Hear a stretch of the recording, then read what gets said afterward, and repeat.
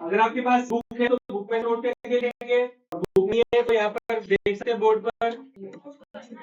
हाँ, नोट करना है, पूरा कॉपी लिखना है। If 10 gram of salt is dissolved in 190 gram of water, if 10 gram of salt is dissolved in 90 gram of water, calculate the mass by mass percent of solution form। ठीक है, तो यहाँ पर हम इसको सॉल्व करेंगे।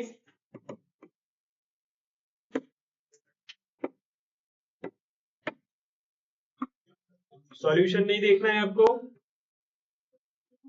केवल क्वेश्चन।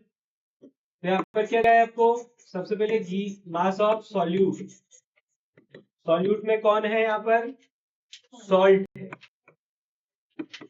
इसका मास कितना दिया हुआ है 10 ग्राम। फिर क्या दिया हुआ है, मास ऑफ सॉल्वेंट की सॉल्यूशन है, सॉल्वेंट, मास ऑफ सॉल्वेंट कौन है यहाँ पर, वाटर। सॉल्वेंट कौन है, वाटर। कितना दिया हुआ है 90 ग्राम।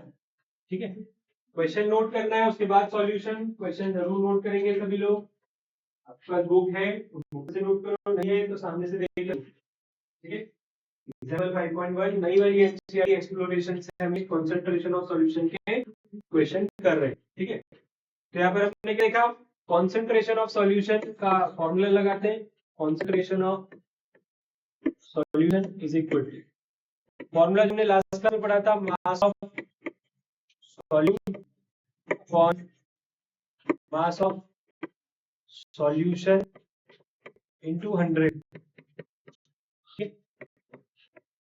यहाँ पर मास ऑफ सॉल्यूट कितना है 10। अब सॉल्यूशन क्या होगा, सॉल्यूट प्लस सॉल्वेंट, तो मास ऑफ सॉल्यूशन क्या होगा 100 ग्राम, तो अपॉन 100 इंटू 100, तो आंसर क्या आएगा 10% मास बाय मास। ठीक है, तो आंसर क्या आया हमारे पास, concentration of solution is equal to 10% mass by mass. कोई दिक्कत समझ में आया तक सभी, जिनका पहला हो गया दूसरा करेंगे।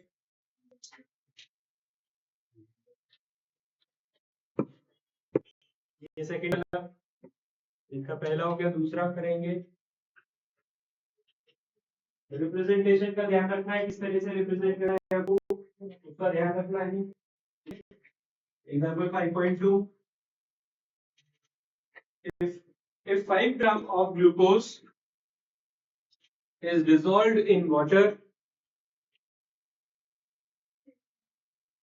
if 5 gram of glucose is dissolved in water to make 100 ml of solution,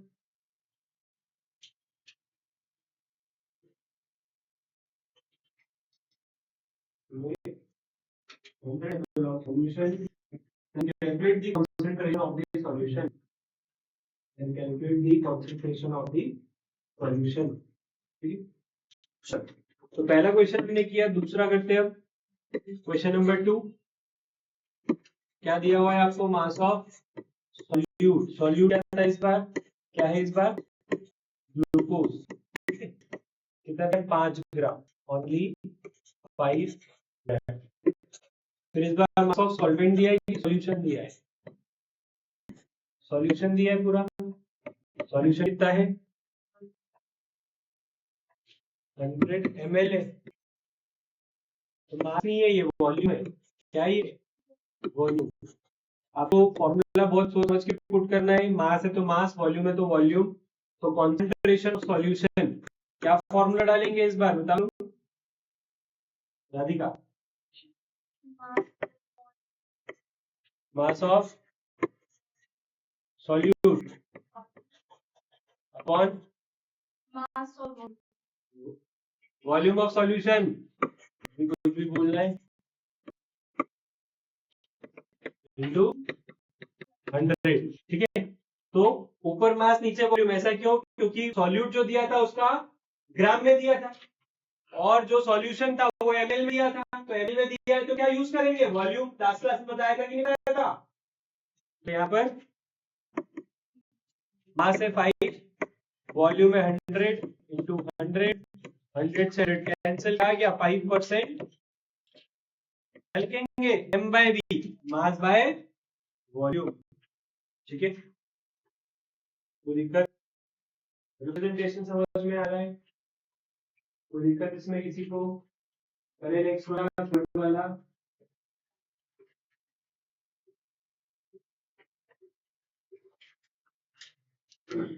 पा रहे हो सभी लोग? क्वेश्चन लिखना है, अधूरा नहीं छोड़ना है कि घर पे लिख लेंगे, है ना? क्वेश्चन लिखना है, सॉल्यूशन लिखना है, अच्छे से सॉल्व करना है। क्या पूरा क्वेश्चन क्वेश्चन में लिखना है, पहला भी नहीं लिखा, दूसरा भी नहीं लिखा, है ना? तो पढ़ कर ले रहा हूँ क्वेश्चन, इसीलिए पढ़ रहा हूँ ताकि लिख पाओ। लिखो जल्दी से। ये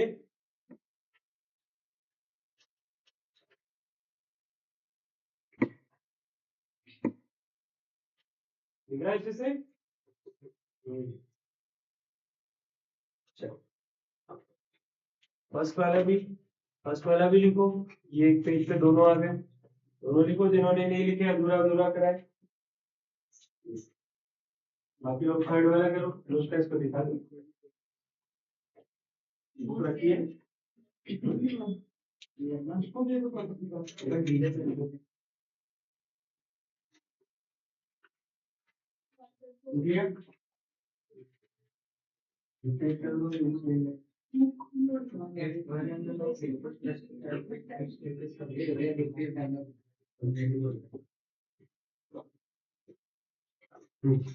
लिखिए दोनों question.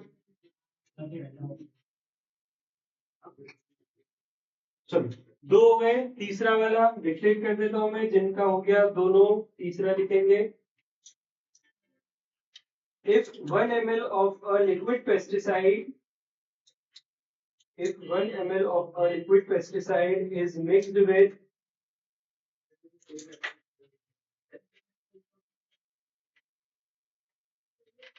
if 1 ml of liquid pesticide is mixed with sufficient amount of water to form 100 ml of a pesticide solution, sufficient amount of water to form 100 ml of pesticide solution, and calculate the concentration of the solution.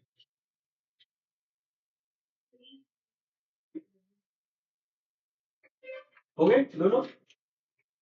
Second वाला कर लो, first वाला हो गया ना?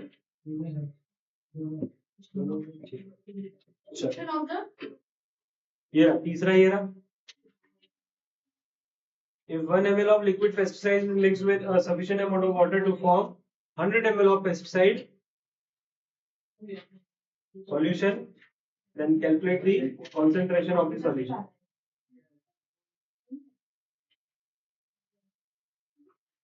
देखिए third वाला करें। अब दोनों यहाँ पर क्या किया है, दोनों किसमें दिए हुए हैं आपको? दोनों ही किसमें दिए? ml में दिए। दोनों ml में मतलब वॉल्यूम दी हुई है आपको, ठीक है?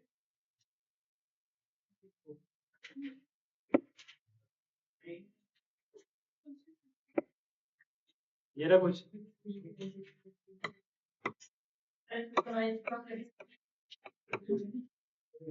वो सीधी सीधी बात बोल रहा है कि 1 ml 100 नहीं मतलब 99 ml पानी और 1 ml क्या, 1 ml कॉन्सेंट्रेटेड पेस्टिसाइड, तो उसको क्या करते हैं, डाइल्यूट कर दिया। तो आप राइस क्रॉप पे क्या कर सकते हो, स्प्रे कर सकते हो, ठीक है?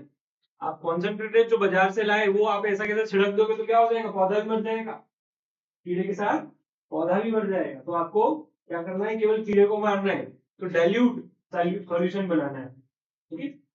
तो यहाँ पर बोल रहा है कि क्या बनाया आपने, pesticide spray for rice crop, मैंने उसको आपको बोल दिया पेस्टिसाइड सॉल्यूशन बना दिया, ठीक है ना? तो calculate its volume by volume percent बोल रहे हैं आपको। क्वेश्चन क्या भी आ सकता है, calculate volume by volume percent या फिर calculate concentration of the solution.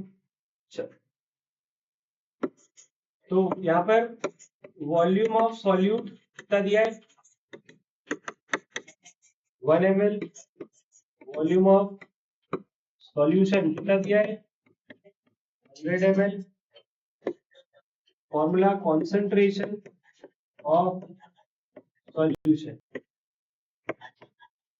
Volume of solute upon volume of solution into 100, 1/100 into 100 क्या आ गया 1% वॉल्यूम बाय। कोई दिक्कत किसी को समझ में आया सभी को?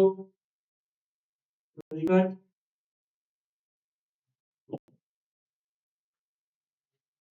नेक्स्ट क्वेश्चन लिखेंगे, बुक में नहीं है।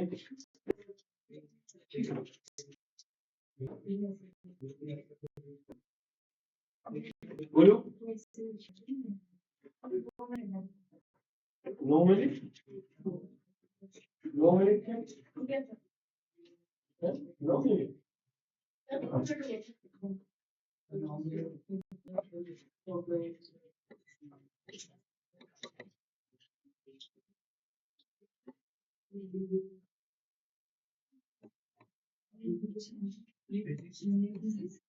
A solution contains, कौन बोल रहा है फिजिक्स में? A solution contains 30 gram of sugar. Short term memory loss हो गया क्या? कौन है ये? ये बोला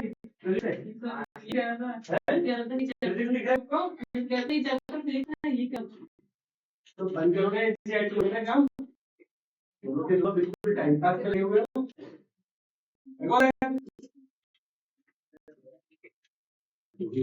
चाहिए वर्क पर एनर्जी लिखा है, समझ नहीं आ रहा लोगों को physics. A solution contains 30 gram of sugar dissolved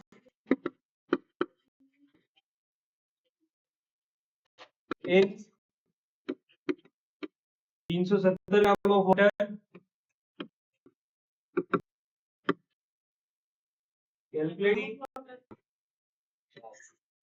Calculate the concentration of solution. मैंने आपको लास्ट क्लास में बताया था वाटर को ग्राम में एमएल में सेम, 1 लीटर वाटर को 1 किलो वाटर को सेम होता है। डेंसिटी वाटर की वॉल्यूम की और वाटर का वॉल्यूम दोनों सेम होता है। ठीक है, वाटर में क्या है स्पेसिफिक डेंसिटी 1 पाई गई है, वाटर की स्पेसिफिक डेंसिटी 1 पाई गई है। इसका मतलब क्या, मास वॉल्यूम और मास दोनों सेम होता है वाटर, मतलब 1 kg water is equal to 1 litre water. ठीक है, 1 kg इक्वल टू 1 लीटर, ये किसके केस में? सिर्फ और सिर्फ वाटर के केस में। ठीक है, ऐसी चीज जिसमें 90% वाटर, जैसे कि मिल्क,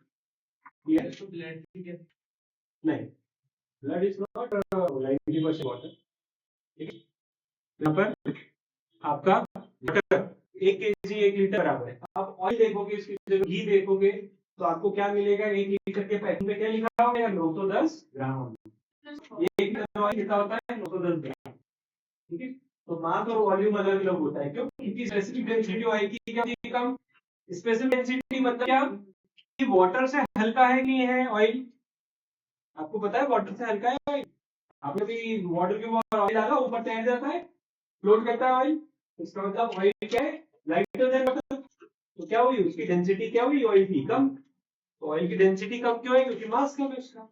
ठीक है, मतलब एक बिस्लरी की बोतल में जितना पानी भरा हुआ उतना ही अगर आप ऑयल भरो और उसको वेइंग मशीन पे वे करो तो 1 लीटर की जो बिस्लरी की बोतल भरी हुई है, जहां कनेक्ट पूरी पैक बोतल, तो आपको अगर 1000 ग्राम दिखा रहा है वेइंग स्केल पर, उतना ही आप ऑयल भर दो और वेइंग स्केल पर रखोगे तो आपको 1000 नहीं दिखेगा, 910 ग्राम दिखेगा। ठीक है, ऑयल डिफर भी करता है ना? आपका soybean oil, sunflower oil, mustard oil, crude oil, petrol, kerosene, turpentine oil, diesel, castor oil, अलग अलग ऑयल है। अब जैसे क्रूड ऑयल तो भारी होता है, क्यों? क्योंकि उसके अंदर इम्प्यूरिटीज है। डीजल भारी होता है, उसके अंदर क्या इम्प्यूरिटीज है। केवल प्योर ऑयल अगर निकाल ले, लाइक पेट्रोल, केरोसिन, टर्पेंटाइन, क्या मिलेगा? ठीक है, चलो तो यहाँ पे डेंसिटी वाला कॉन्सेप्ट समझ में आया? क्यों मैंने वाटर को पर 370 ग्राम लिखा, कोई दिक्कत? चलो करो जल्दी से, सॉल्यूशन बताओ, आंसर बताओ। किसका आया 7.5? बाकी लोग करो जल्दी से।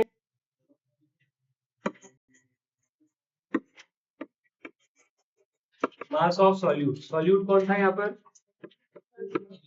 शुगर। मास ऑफ सॉल्वेंट कितना? कौन था? वाटर। और इन दोनों से क्या मिल जाएगा अपने को? मास ऑफ सॉल्यूशन।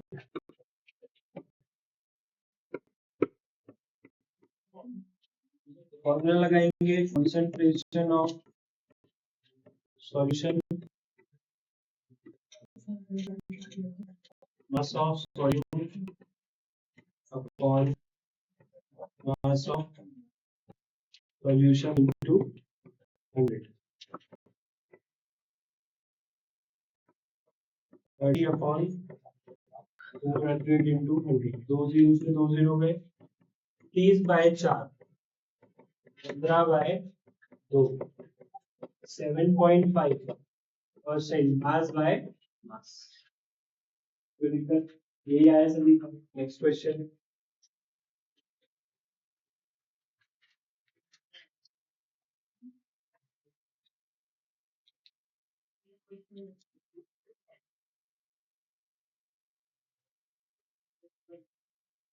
देखो, if 2 ml of acetone, if 2 ml of acetone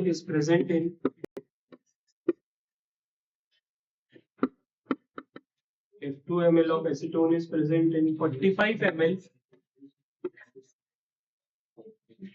of its aqueous solution, if 2 ml of acetone is present in 45 ml of its aqueous solution, calculate its concentration. Calculate its concentration. ये जो आपने देखा है acetone एक chemical है, जैसे कि क्या नेल पॉलिश कर ली, तो क्या नेल पॉलिश को मिटाना, नेल रिमूवर क्या होता है? एसीटोन। ठीक है, केमिकल है, केमिकल का नाम क्या होता है? एसीटोन। उसका काम क्या है? नेल रिमूव कर देता है। वो किसको? नेल को रिमूव करता है। Nail paint remover, nail remover नहीं, नेल पेंट रिमूवर होता है। होते होंगे, उसी नाखून से खा लेते खाना ये लोग, हाथ भी नहीं धोते। क्या आप तो साफ हो गए? तो कौन लोग? ये लोग कौन लगाता है? तब कोई नहीं लगा।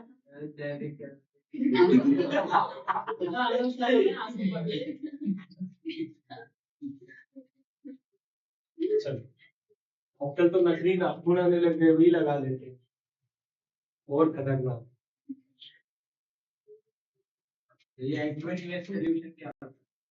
एक्वस सॉल्यूशन मतलब जिसमें पानी मिलाया गया और डाइल्यूट किया गया, उसको एक्वस बोलते हैं। जैसे कॉन्सेंट्रेटेड का था डाइल्यूट, डाइल्यूट की जगह एक्वस भी बोल सकते हैं।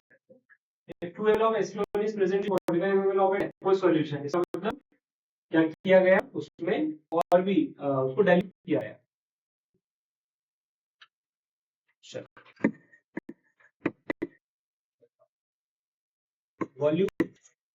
वॉल्यूम ऑफ सॉल्यूट कौन है यहाँ पर?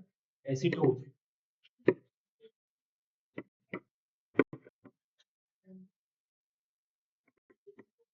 वॉल्यूम ऑफ सॉल्वेंट नहीं है अपने पास, है सॉल्यूशन है। कितना है volume? 45 ml। Concentration of solution, concentration of solution क्या? Volume of solute on volume of solution 200।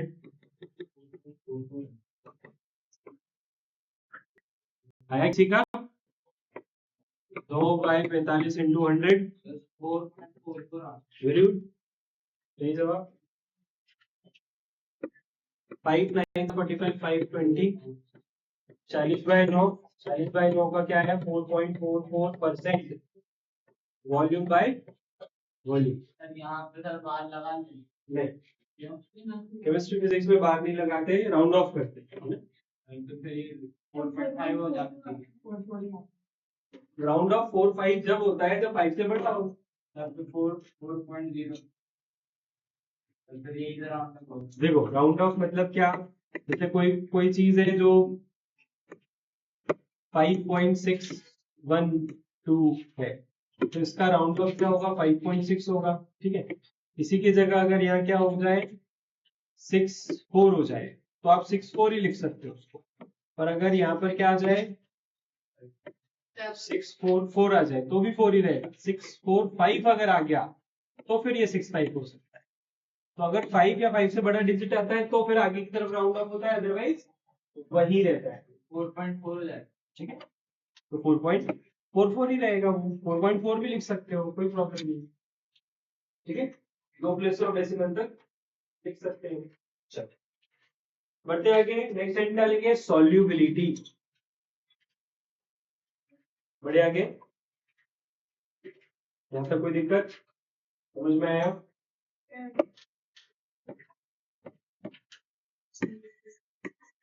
वाले शुभ ये भी बी वाले मास by volume mass by volume वाला नहीं करा? कर लिया। सर ने वो बस वाले नहीं कि इसमें को लेना पड़ता है तो एक्स लेना पड़ेगा, एक्स लेना पड़ेगा।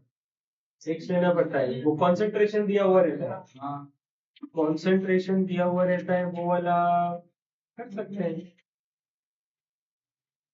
कॉन्सेंट्रेशन दिया हुआ बुक में तो नहीं है ना? चलो एक तो करवाएं ठीक है।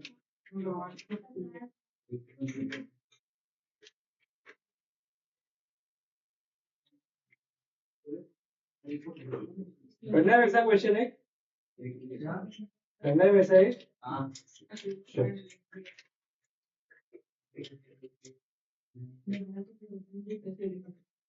लिखो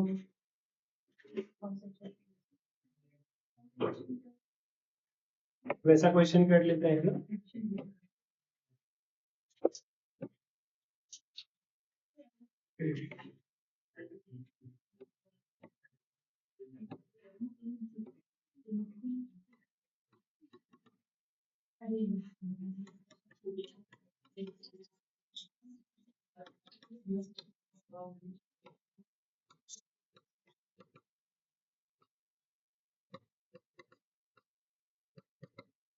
कितना लिखा है 20%, 20% mass by mass. If the concentration of given solution is 20% by mass by mass and the mass of तो ये इसका वाला एंड तो बैन हो गया ना बोर्ड में solute and the mass of solute is, अरे वो यही चेक करता है ना इसलिए क्या क्या यही ये चेक करना मतलब मशीन मशीन AI हाँ तो सर वो कौन से वो भी चेक करता है वो इसको डिटेक्ट नहीं कर पा रहा है। मैं तो वही कह रहा था वो बैन हो गया ना। बैन नहीं हुआ, बनाओ, कोई दिक्कत थोड़ी है, बनाया कोई गाली थोड़ी लिखी, बस वो रीड नहीं करेगा उसको। तो सर ये तो गलत बात है। वही तो सिखा रहे हैं आपको कि अब आप तरीके से लिखो, इज्जत से लिखो। तो सर ये तो नहीं होना ना सर ये तो आप तरीके से अभी जैसे हम सॉल्यूशन को SOL लिख रहे हैं, वो रीड ही नहीं करेगा इसको, पूरा लिखना पड़ेगा। सॉल्वेंट है, सॉल्यूशन है कि ऐसे में तो छूट Solute है। है। ऐसा थोड़ी होता है। सर अब जैसे वो पढ़ते हैं अपन, क्या पढ़ते हैं वॉल्यूम सरफेस एरिया, तो VOL लिख देते हैं। वॉल्यूम का पूरा लिखना है आपको, volume of cube, volume of cone, ठीक है। प्रॉपर लाइंस वगैरह सब छोड़नी है, सर पैरेलल को वो नहीं लिख सकते यार, ट्रायंगल ही बना वो भी नहीं बना सकते। चलो कर रहे हैं उसको, अब सिखा रहे हैं ये सब, अगर सीख जाए तो अच्छी बात है। ये को दिखा रहे हैं। अभी तक बिना, अभी तो क्या बिना ट्रेन करे बिना सिखाए उसको उतार दिया कि ले कर कॉपी से। कुछ कुछ तो एंटी सर्किट का रहा है। And the mass of solute is 110 gram. Calculate.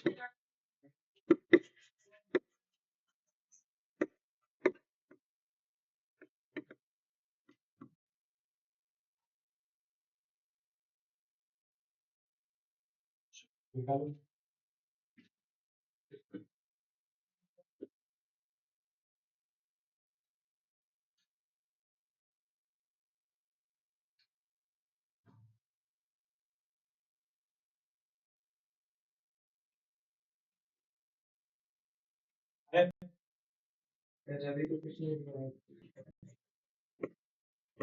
Concentration of solution is equal to mass of solute upon mass of solution into 100। ये कितना दिया हुआ है 20, ये कितना दिया हुआ है 110 ग्राम, ये x ले लिया, x का आ गया यहाँ पर 110 into 100 on 20,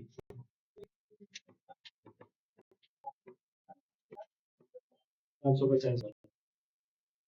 ठीक है, तो volume of mass of solution कितना आ गया हुआ है?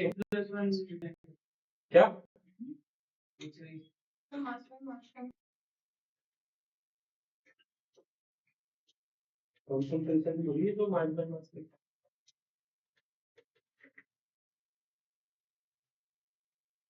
ठीक है, सर आपने सर को पेज वाले जो पेज मॉडल सर आपने बोला थी सारे बीच से कोई मैच नहीं होगी एंड तो ये आएगा कुछ आया नहीं था सर। तब तो ह्यूमन चेक करते थे ना कॉपी। तो सर वो क्या तो अभी भी बैन है। अभी देखो इस साल 12th वालों के ऊपर एक्सपेरिमेंट किया था, चेक करिए उनकी कॉपी, क्योंकि सब गड़बड़ निकली, आप लोगों ने तो नहीं होगा। अब तुम लोग जब 10th में जाओगे तब तक तो उनको अभी अच्छा भी सिखा नहीं दिया इनको, है ना? हो जाएगा, सब बढ़िया हो जाएगा। तो हमारे तो मार्क्स बढ़ जाएंगे सर, हो जाएगा सर वो तो 20% को 20% नहीं लिखेंगे इसको 20%।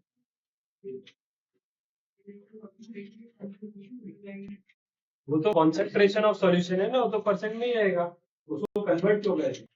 अब वो ठीक है, जैसे हमारे फिल्म में बदल रहा है 11-12 का बदलेगा कहते हैं नहीं जरूरी नहीं। तो ऐसा थोड़ी ना होगा। हम अभी 11-12 का पढ़ 11-12 में भी आगे पढ़ेंगे। अब एंड का ही नहीं पता। नहीं मैं बोल रहा हूँ सर हाइपोथेटिकली 11-12 का भी सिलेबस बदलना यही नीट का भी बदलना चाहिए। वही तो वो मुश्किल है, वो मुश्किल है। ठीक है,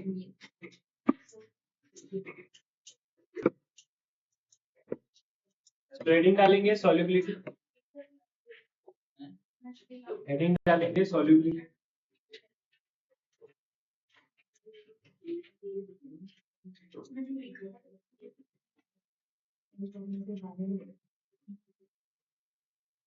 तो सॉल्युबिलिटी का मीनिंग क्या है? सॉल्युबिलिटी मतलब डिसॉल्व होने की या डिसॉल्व करने की एबिलिटी। ठीक है, अगर सॉल्ट है हमारे पास तो सॉल्ट की सॉल्युबिलिटी अलग होगी, शुगर है तो शुगर की सॉल्युबिलिटी अलग होगी। अलग क्यों होगी? जैसे मान लो 100 ml ऑफ पानी की बात है, 100 ml ऑफ वाटर में कितना सॉल्ट डिसॉल्व हो सकता है? क्या उतनी शुगर डिसॉल्व हो पाएगी या उससे ज्यादा या कम हो पाएगी? तो यहाँ पर सॉल्ट की, शुगर की, सबकी अलग अलग सॉल्युबिलिटी होती है। ठीक है, जैसे कि क्या है फैक्ट ये बोलता है कि 36 ग्राम सॉल्ट डिसॉल्व हो सकता है 100 ml ऑफ वाटर में। ठीक है, जबकि शुगर 204 ग्राम शुगर डिसॉल्व हो सकती है सिर्फ 100 ml वाटर में। क्लियर? तो यहाँ पर सॉल्ट की सॉल्युबिलिटी क्या बोलते हैं हम? 36 ग्राम, और शुगर की सॉल्युबिलिटी क्या बोलते हैं? 204 ग्राम। ठीक है, आई बात समझ में? तो ऐसा क्यों है? अब क्यों का रीजन ये है कि सॉल्ट क्या है, बहुत ही सॉलिड पार्टिकल है। शुगर जितना सॉलिड है वो नहीं, शुगर के अंदर ऑलरेडी थोड़ा सा लिक्विड है। तो यहाँ पर जो हमारे पास 100 ml वाटर है, इसके अंदर क्या होती है, वाटर पार्टिकल्स के बीच में क्या होती है, स्पेस होती है, जिसको हम कौन सी स्पेस बोलते हैं, इंटरमॉलिक्यूलर स्पेस। तो वाटर के बीच में उतनी ही इंटरमॉलिक्यूलर स्पेस है, बट सॉल्ट जो है वो कम इंटरमॉलिक्यूलर स्पेस ऑक्यूपाई कर पाता है। मतलब एक सॉल्ट का पार्टिकल ज्यादा इंटरमॉलिक्यूलर स्पेस को ऑक्यूपाई कर लेता है जब वो डिसॉल्व होता है। तो एक छोटे से नमक के दाने में बहुत सारे क्या होते हैं, पार्टिकल्स होते हैं जो क्या कर लेते हैं, स्पेस ऑक्यूपाई कर लेते हैं। जबकि शुगर में क्या होता है, ऑलरेडी एक लिक्विड प्रेजेंट होता है जो कि डिसॉल्व होकर खुद एक लिक्विड बना लेता है और स्पेस कम ऑक्यूपाई करता है। तो इस वजह से 100 ml वाटर में सॉल्ट कम डिसॉल्व होता है, जबकि शुगर ज्यादा डिसॉल्व होता है। समझ गए? ठीक है। शुगर जब हम बनाते हैं अलग अलग मिठाइयों में काम में लेते हैं, जैसे गुलाब जामुन, रसगुल्ला, जलेबी, इन सब में क्या डलता है, शुगर सिरप डलता है कि डलता है? और भी जितनी भी बंगाली मिठाइयां होती है सब में क्या डलता है, शुगर सिरप डलता है। ठीक है। तो ये शुगर सिरप किससे बनता है, शुगर। और कैसे बनता है, जब आप थोड़े से वाटर में बहुत सारी शुगर मिलाओगे तो क्या बन जाएगा, शुगर सिरप बन जाएगा। ठीक है। क्या ये शुगर सिरप रूम टेम्परेचर पे बन सकता है, मुश्किल। ठीक है। क्योंकि जब हम क्या करते हैं, शुगर सिरप बनाते हैं यानी कि चाशनी बनाते हैं, तो हमें गर्म चाहिए होती है। ठीक है। और गर्म क्यों चाहिए होती है, क्योंकि हमें बहुत ज्यादा अमाउंट में चाहिए होती है। अगर आपके पास बहुत ज्यादा टाइम है तो आप 100 ग्राम पानी में 204 ग्राम शुगर छोड़ दो, कल परसों तक क्या हो जाएगी, शुगर सिरप बन जाएगा। क्या चलेगा क्या 2-4 दिन में? हमें या मिठाई वालों को तुरंत बनाना हो तो क्या करते हैं, फ्लेम ऑन करते हैं, हीट करते हैं और फटाफट से प्रोसेस हो जाए। इसका मतलब सॉल्युबिलिटी पे फर्क पड़ता होगा। अगर टेम्परेचर बढ़ाया तो सॉल्युबिलिटी भी क्या होती होगी, बढ़ती होगी। टेम्परेचर घटाया तो सॉल्युबिलिटी घटती भी होगी। ठीक है। क्या कभी आपने ऐसा किया कि गुलाब जामुन बन गए, उसको एक प्लेट में डालकर आपने फ्रिज में रखा। ठीक है। अब वो गुलाब जामुन जब दूसरे दिन निकाले तो उसके ऊपर व्हाइट सा सब्सटेंस जम गया, है ना। वो जो प्लेट में गुलाब जामुन था उसके ऊपर ऐसा व्हाइट सा, ऐसा देखा है कभी आप? वो देसी घी भी हो सकता है, क्योंकि गुलाब जामुन घी में बनते हैं। उसके अलावा क्या भी हो सकता है, शुगर के दाने भी हो सकते हैं, शुगर के क्रिस्टल्स हो सकते हैं। क्योंकि जो शुगर के क्रिस्टल्स टेम्परेचर राइज करने पे डिसॉल्व हो गए थे, टेम्परेचर कम किया फ्रिज में रखे, तो वो वापस रिक्रिस्टलाइज भी हो सकता है। समझ में आई कि नहीं बात? ठीक है। तो यहाँ पर सॉल्युबिलिटी घटती है जब आप टेम्परेचर घटाते हो, सॉल्युबिलिटी बढ़ेगी जब टेम्परेचर बढ़ा हो। आ रही कि नहीं आ रही बात? ठीक है। तो अगर हमें क्या करना है, किसी सॉल्यूशन की या किसी सॉल्यूट की सॉल्युबिलिटी बढ़ानी है तो उसको टेम्परेचर बढ़ाना पड़ेगा और जल्दी से क्या हो जाएगा, वो घुल मिल जाएगा। ठीक है। आप अगर कोल्ड कॉफी बनाओगे और उसमें मोटी मोटी शक्कर के दाने डाल दोगे तो आप देखोगे कोल्ड कॉफी खत्म हो गई, हमको फीकी लग रही थी और नीचे शक्कर जमी पड़ी है। होता है क्या? यही चीज चाय के साथ में होती है। जब हम डिजोल्व नहीं करते तो हो जाती है क्या, शक्कर डाल के छोड़ दी, वो भी ऊपर से। बट क्या कभी ऐसा हुआ है चाय बनाते समय शक्कर डाली और वो पूरी पिघली नहीं? ऐसा होता ही नहीं। क्योंकि जो गैस फ्लेम में जो टेम्परेचर है वो शुगर को क्या कर देगा, पूरा डिजोल्व कर देगा, मेल्ट कर देगा। ठीक है। पर वो जो ठंडा दूध है जो कोल्ड कॉफी के लिए यूज हुआ, वो शक्कर को मेल्ट नहीं कर पाता। क्यों? क्योंकि शुगर की सॉल्युबिलिटी जो ये बताई मैंने, ये रूम टेम्परेचर यानी कि 20 से 22 डिग्री सेल्सियस को रूम टेम्परेचर माना गया है, एवरेज रूम टेम्परेचर। ठीक है। पूरे साल का रूम टेम्परेचर का लिया और एवरेज कर दिया तो क्या मिला, 20 से 22 डिग्री सेल्सियस मिला। ठीक है। आई कि नहीं बात समझ में? तो ये all over the world universal room temperature माना जाता है। ऐसा नहीं है कि कोल्ड कंट्रीज में रूम टेम्परेचर अलग होगा, यहाँ पे रूम टेम्परेचर अलग होगा। हम नॉर्मल रूम टेम्परेचर की नहीं, केमिस्ट्री में रूम टेम्परेचर की बात कर रहे हैं। तो केमिस्ट्री में जो भी चीज है वो यूनिवर्सल है। ठीक है। तो यहाँ पर यूनिवर्सल क्या माना गया, रूम टेम्परेचर 20 से 22 डिग्री। तो ये जो डेटा मैंने आपको लिख के बताया है ये भी रूम टेम्परेचर का डेटा है। तो ऑब्वियस सी बात है कि इससे ज्यादा होगा तो और ज्यादा सॉल्युबिलिटी हो जाएगी। पर ये जो मैंने बताया डेटा, ये किसके लिए? वाटर, वाटर मतलब H2O, प्योर H2O। क्या हम प्योर H2O यूज करते हैं? हम ड्रिंकिंग वाटर यूज करते हैं जिसमें ऑलरेडी मिनरल्स ने क्या ली हुई है? स्पेस ली हुई है। तो अब स्पेस कम बची तीन बची कम, तो ऑब्वियसली शुगर भी कम डिसॉल्व होगी। पर अगर आपको ज्यादा शुगर डिसॉल्व करना है तो क्या करोगे? टेम्परेचर रेज करोगे, ज्यादा शुगर डिसॉल्व हो जाएगी। ठीक है क्या? आई कि नहीं बात समझ? तो ऐसा सॉल्यूशन जिसमें और सॉल्यूट ऐड कर सकते, ऐसा सॉल्यूशन जिसमें और सॉल्यूट ऐड कर सकते हो उसको बोलते हैं अनसैचुरेटेड सॉल्यूशन। क्या बोलते हैं? Unsaturated solution. ऐसा सॉल्यूशन जिसमें और शुगर ऐड नहीं कर सकते, बस अब हो गया।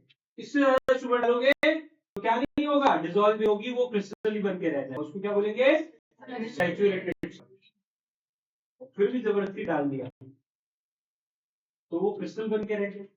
ऐसे सॉल्यूशन को क्या बोलोगे? Super saturated solution.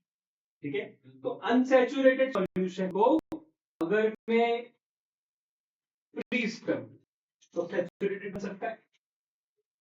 अनसैचुरेटेड को फ्रीज कर दिया, टेम्परेचर कम हो गया, उसकी सॉल्युबिलिटी कम हो गई, सैचुरेटेड बन गया। ठीक है, उसको और फ्रीज कर दे तो सुपर सैचुरेटेड बन जाएगा। ठीक है, और अगर सुपर सैचुरेटेड को हीट किया तो वो सैचुरेटेड पे आएगा, और हीट किया तो अनसैचुरेटेड पे आ जाएगा। Clear?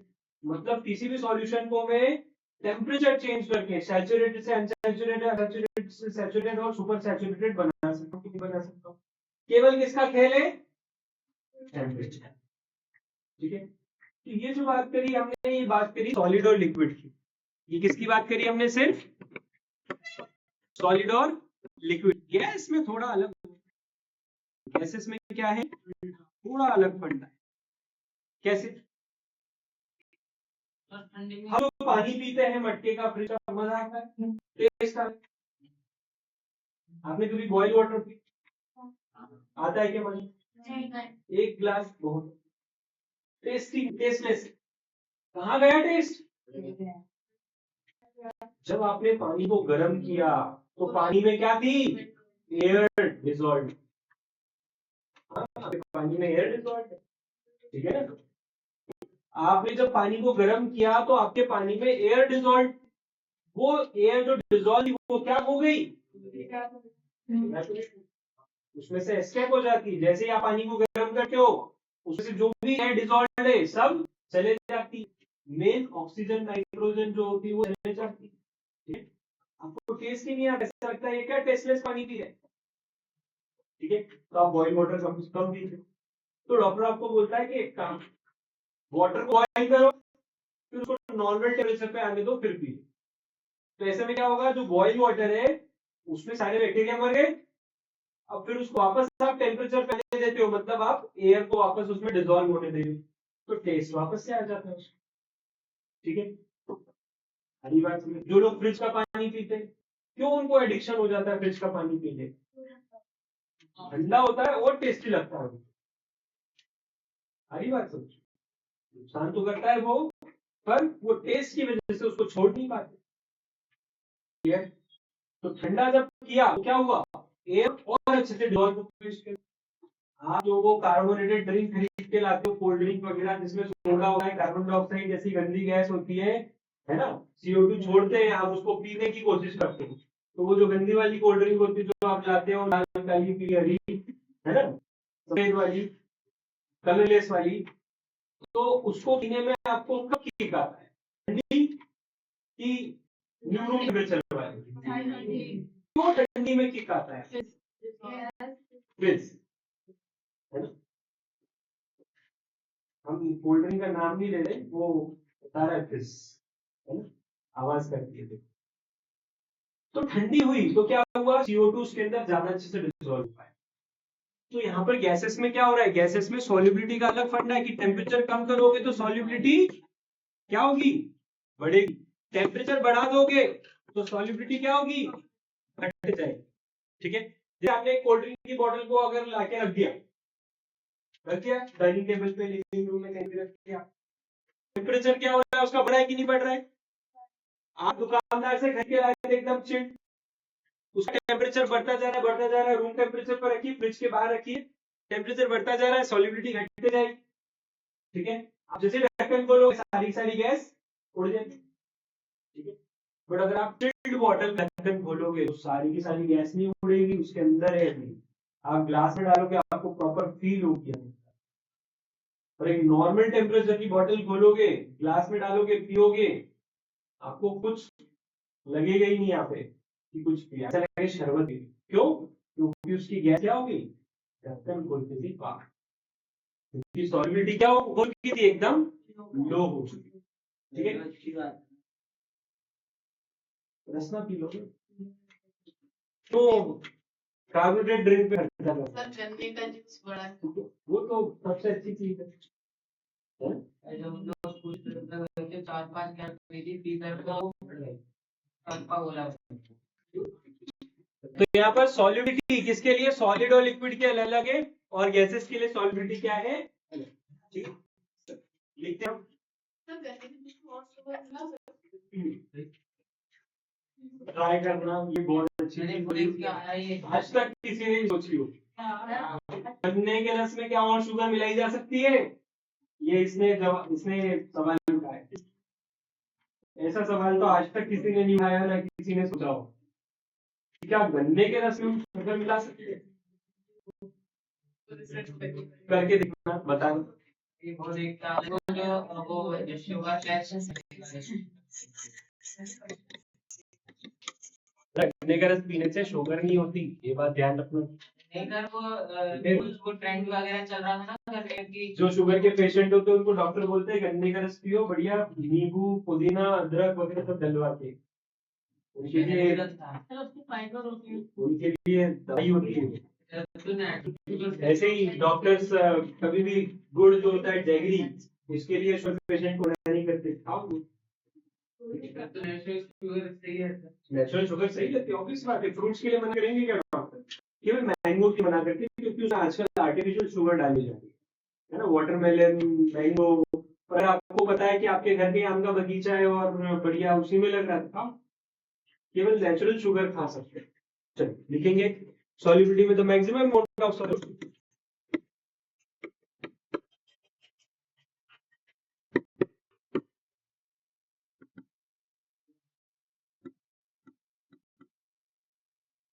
which can be dissolved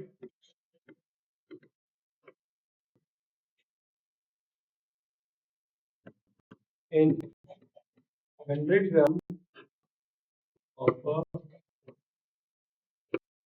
solvent at a specific temperature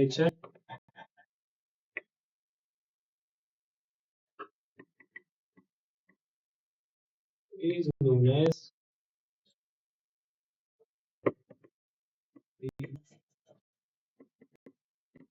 solubility of that solute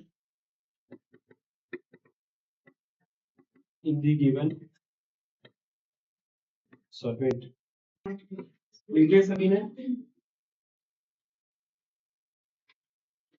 solubility में क्या लिखा आपने, the maximum amount of solute which can be dissolved in 100 gram of solvent at a specific temperature is known as solubility of that solute in the given solvent. तो यहाँ पर maximum amount उस solute का जो आप dissolve कर सकते हो किसमें, 100 ग्राम या 100 ml ऑफ दैट सॉल्वेंट, ठीक है। स्पेसिफिक टेम्परेचर मतलब एक पर्टिकुलर टेम्परेचर की बात हो रही है यहाँ पर, और क्या बोलेंगे, वही क्या होगी, उस सॉल्यूट की सॉल्युबिलिटी होगी, ठीक है। नेक्स्ट एग्जाम्पल लेते हैं, टेबल फॉर्म में बनाते हैं, एग्जाम्पल लेते हैं और कुछ सब्सटेंस की सॉल्युबिलिटी लेते हैं।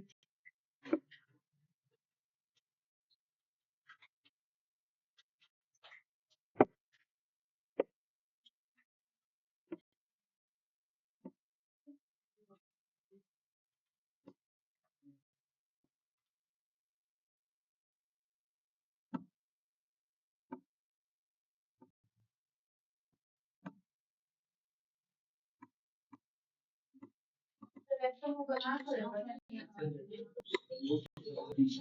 टेबल बनानी पड़ेगी। अरे नहीं, ऐसे ही बना लो, पेज फोल्ड करके हाथ से ले लो, उसमें क्या है।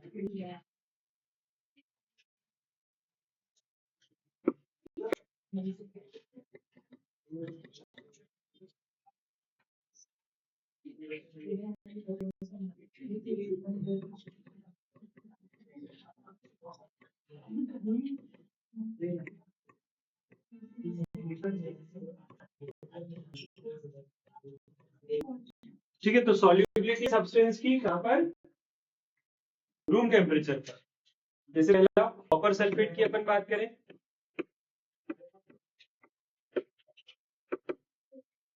कॉपर सल्फेट, इसका केमिकल फॉर्मूला आता है CuSO4। पोटेशियम नाइट्रेट,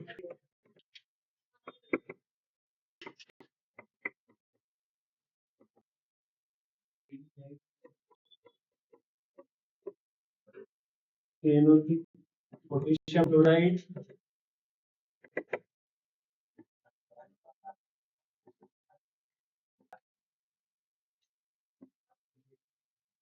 NaCl, तो इसकी 21 ग्राम, इसकी 32 ग्राम, इसकी 34 ग्राम।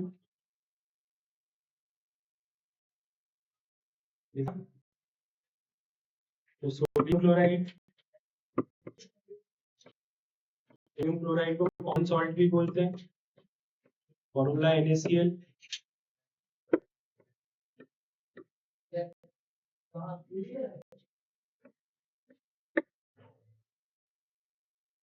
अमोनियम क्लोराइड,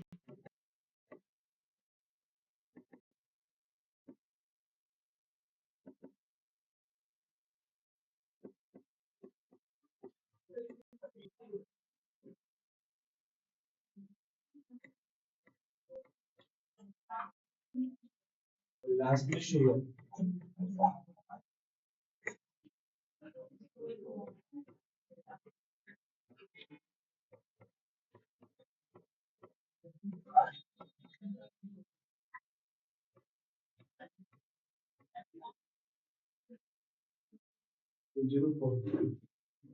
एलम क्या होता है? पोटाश एलम फिट करी,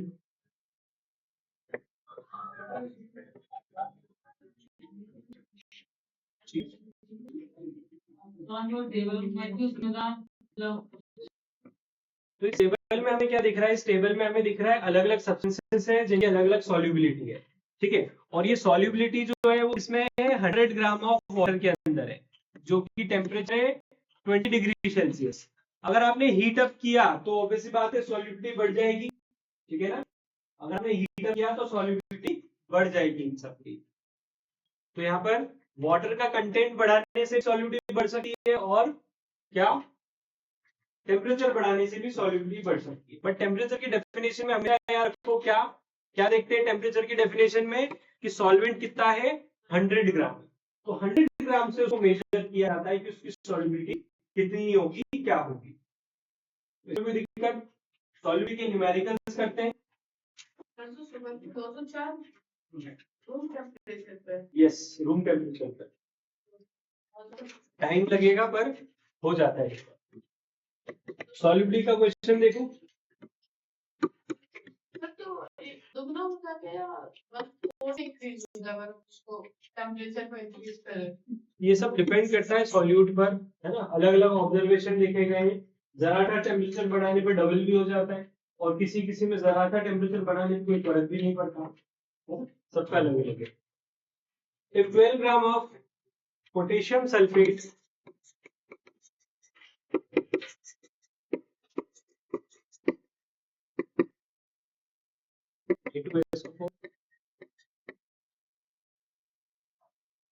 is dissolved in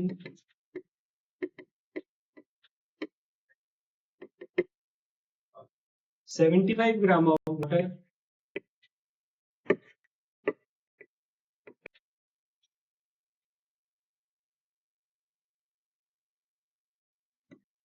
at 60 degree Celsius,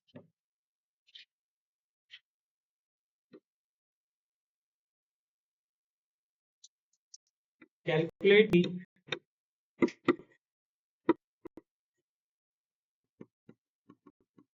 solubility of K2SO4. Calculate the solubility of K2SO4 that the given temperature.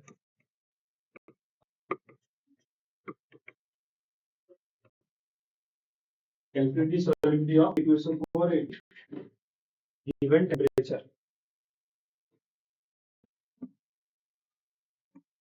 Solve करते हैं. In 75 gram of water,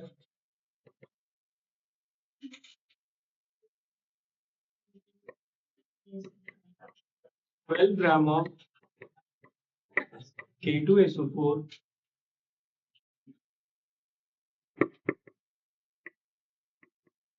is soluble. Therefore, in 1 gram of water,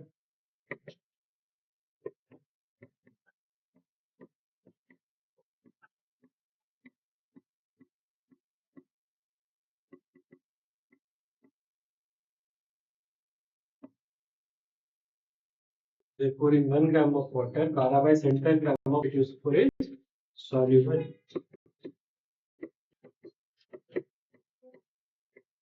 In 100 gram of water, 12/75 into 100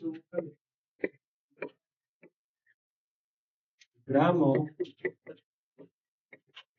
K2SO4 is soluble.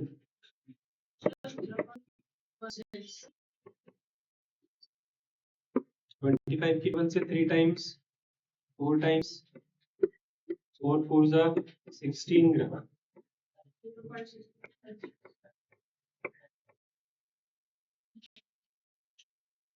Therefore, क्या लिखते हैं? Solubility of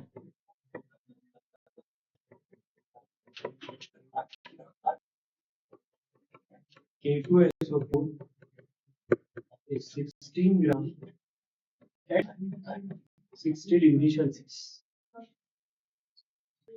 तो हमारे पास K2SO4 की क्या आ गई? सॉल्युबिलिटी आ गई 16 ग्राम कितने पे? 60 डिग्री सेल्सियस पर. ठीक है, आ रही कि नहीं आ रही बात समझ में? आपको करवाए स्कूल में सॉल्युबिलिटी की क्वेश्चन कि नहीं करवाए? सॉल्युबिलिटी तो पढ़ाया, सैचुरेटेड, अनसैचुरेटेड, सुपर सैचुरेटेड नहीं पढ़ाया? चल रहा है, भी चैप्टर खत्म हो गया. पढ़ाए सैचुरेटेड अनसैचुरेटेड. ये वाले क्वेश्चन नहीं कर रहा. सॉल्युबिलिटी है और ये क्वेश्चन क्यों कर रहे हैं?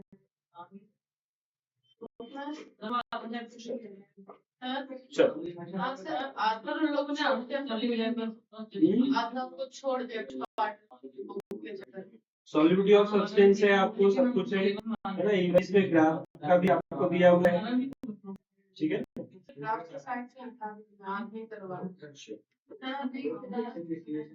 बड़े आगे.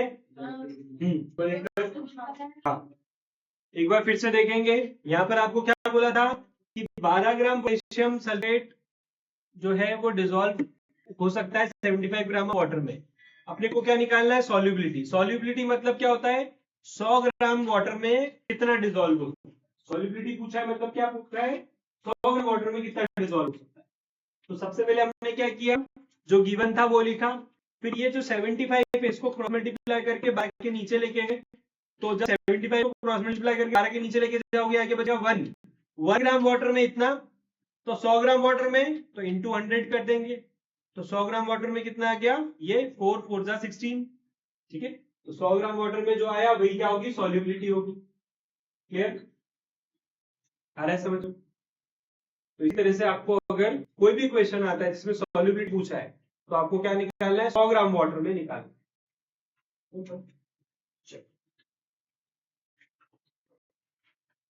सैचुरेटेड अनसैचुरेटेड देखते हैं.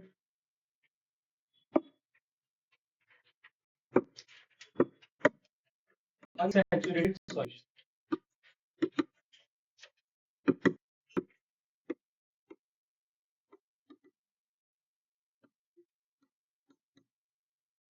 अनसैचुरेटेड सॉल्यूशन, इसमें लिखते हैं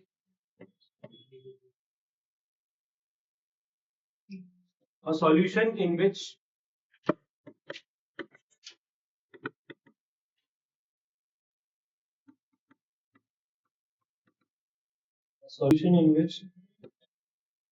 more quantity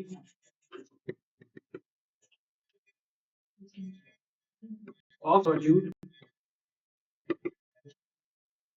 can be dissolved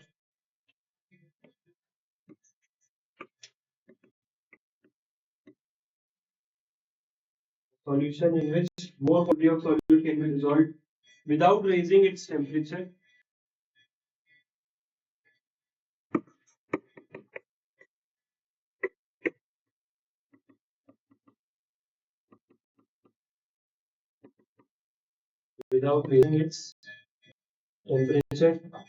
is called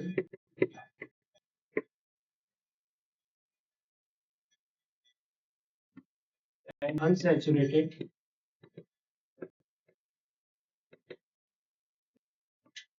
solution.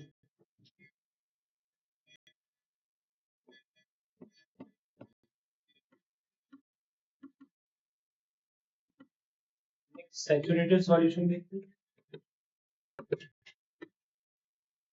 तो यहाँ पर क्या, इसमें more quantity of solute can be dissolve, और गुंजाइश है। अनसैचुरेटेड में क्या रहती है, और संभावनाएं हैं कि आप और सॉल्यूट उसमें ऐड कर सकते हैं, पर सैचुरेटेड में क्या कोई संभावना नहीं। पर सैचुरेटेड में क्या लिखेंगे, solution in which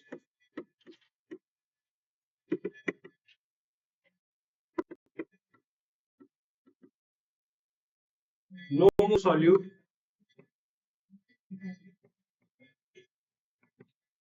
a solution in which no more solute can be dissolved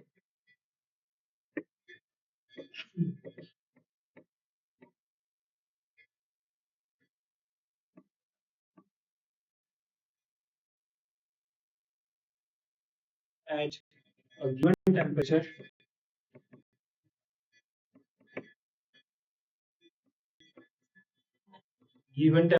बोलो, पर्टिकुलर टेम्परेचर बोलो, है ना।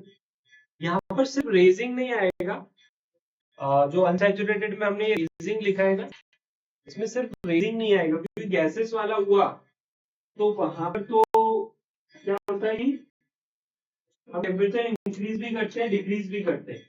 तो यहाँ पर लिखना चाहिए a solution in which more quantity of solute can be dissolved without changing its temperature. क्या होना चाहिए यहाँ पर, without changing its temperature is called an unsaturated solution. Change नहीं करना है। Saturated में solution in which no more solute can be dissolved at a given temperature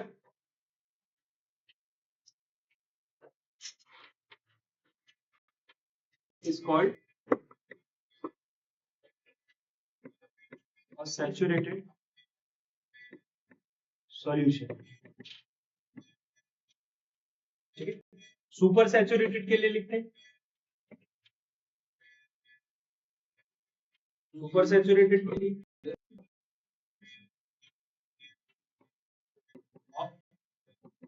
that solute, a solution in which the solute is already present more than the solubility of that solute is known as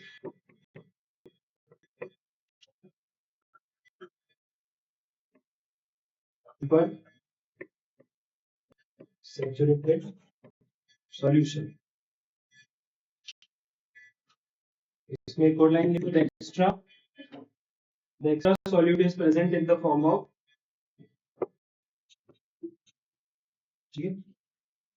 यहाँ पर हमने super saturated solution की भी definition लिखी, क्या कि एक ऐसा सॉल्यूशन जिसमें क्या हो रहा है, जरूरत से ज्यादा सॉल्यूट प्रेजेंट है, ठीक है। सॉल्यूट से ज्यादा सॉल्यूट प्रेजेंट है तो वो क्या होगा, क्रिस्टल्स बन जाएंगे उसके, है ना। क्या होगा, उसके क्रिस्टल्स बन जाएंगे, तो उसको सुपर सैचुरेटेड बोलेंगे। समझ में आया सभी को। तो हमने सैचुरेटेड, अनसैचुरेटेड और सुपर सैचुरेटेड तीनों डेफिनेशन लिख ली जो आपके सिलेबस में है। आपकी बुक में सुपर सैचुरेटेड का भी जिक्र नहीं है, बट फिर अनसैचुरेटेड सैचुरेटेड है, इसलिए हमने सुपर सैचुरेटेड भी पढ़ लिया। कोई दिक्कत? बढ़े आगे?